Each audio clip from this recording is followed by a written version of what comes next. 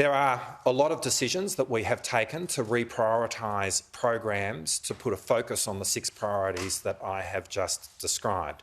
And there are difficult decisions associated with these, and Minister Conroy will speak to some of them.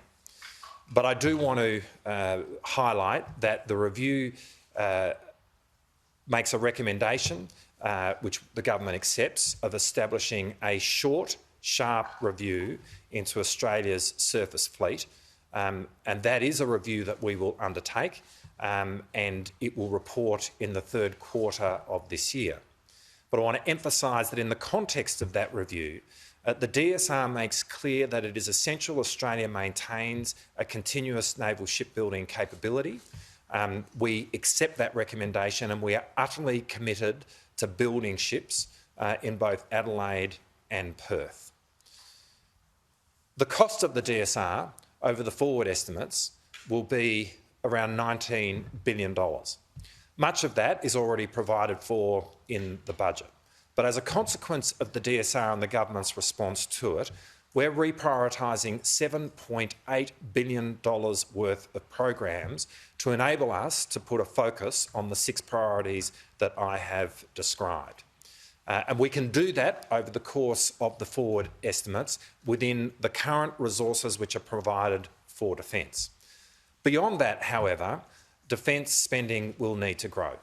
A recommendation of the DSR is that we do need to see a growing defence budget, and it is absolutely our expectation that defence spending over the medium term, over the decade, will grow above the existing trajectory of growth that we inherited from the former government.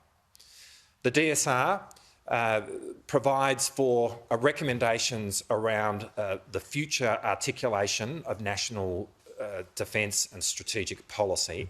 It does so by recommending to go dispense with intermittent defence white papers. We agree with this recommendation.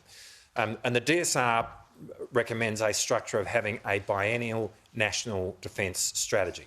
So today we are announcing that the first national defence strategy will occur next year, and that will be a document which will contain a more granular articulation of a range of the programs that we will be pursuing going forward.